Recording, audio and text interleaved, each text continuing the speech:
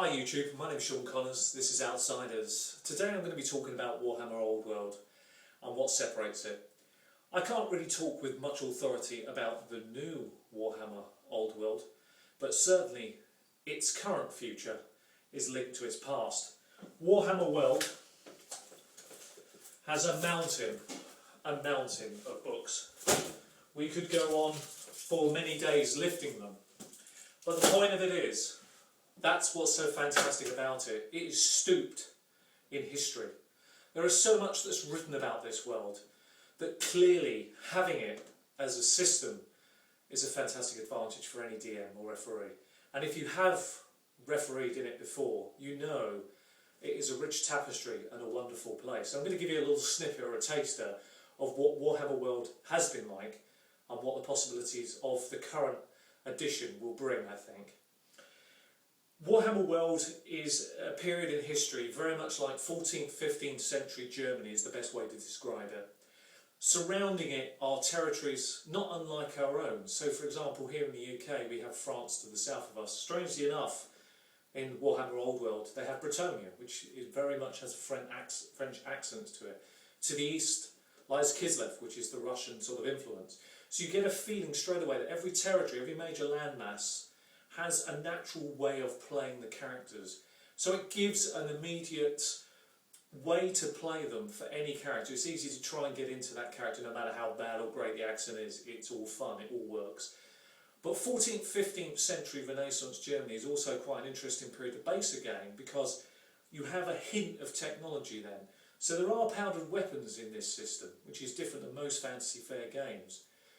It has a very well established river, the River Right, that runs throughout the empire, that establishes it, the north and south of it. It has large cities with their own influences, Altdorf, Middenheim, Marienburg, to name but a few. All of them have books associated with them, and there are hundreds, maybe thousands of smaller but still important towns.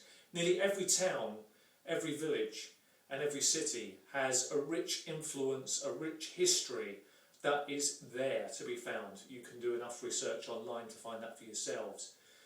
The past in Warhammer was all about an empire that perhaps had gone past its best, that was slightly on the wane. There were issues from within, that the influence of chaos was just beginning to be felt.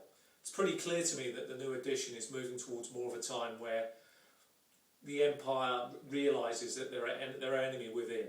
Hence the title of that name and its influences in Warhammer's past. So if you have any doubt, please do some research on the Enemy Within campaign. A wonderful resource if you can get any of the books. But needless to say, it shapes its future because that's the period the core set is definitely set in. That time where the roads are more dangerous to travel in. It just seems more gritty. And you get that feel from what they're planning on doing with the Gathering Storm campaign that's about to come out. Travelling's going to be tough. It's just classic, the weather's always poor, the people you meet are a little bit seedier. It just has a brilliant feel to it. I like where they've pitched the game because clearly there's still so much for characters to do. So without a doubt, if I had to sum up Warhammer Old World, I would say in just a few words that it's a wonderful setting, very deep, very submersive. There are hundreds of books published on the subject. There is so much to absorb a referee. But don't worry, in the core book, in the core box, there is enough starting material, just enough, to give you an appetite for what is about to come. And with the release of other products, without a shadow of a doubt, and a little bit of research on your part, what you have is a fantastic world. So that is why Warhammer Old World, without a doubt, makes a huge, important plus point when you actually review a product like the Warhammer Fantasy Roleplay Game 3rd edition, which is what I did recently. And you can see why I gave it such a high mark, because the background alone that's set to come is going to make this game really fly. And if you like your games gritty, and if you like your adventures tough, and you like to focus more on the social aspect, Warhammer really stands out, because this isn't a game about loads of dungeon bashing. Yes, there are bound to be some, that's wonderful, every DM needs that on his palette colour. But the reality is this world stands out because it means you have to travel, you have to sociably interact. Your actions have repercussions.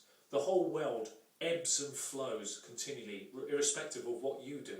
Things are happening all the time around you. You are but a small piece in a large cog, but as your character grows, it's guaranteed you're going to be in the thick of it. And that's what makes Warhammer such a wonderful world. Anyway, I hope it's whet your appetite of things to come. I am going to be focusing very shortly on some aspects of the core edition box set, things like the initiative system, go into detail about it, talking about the skills and combat in more detail, and I will be looking for your feedback on that. Anyway, I've been Sean Connors, this has been Outsiders. Until next time, happy gaming. Until then, see you.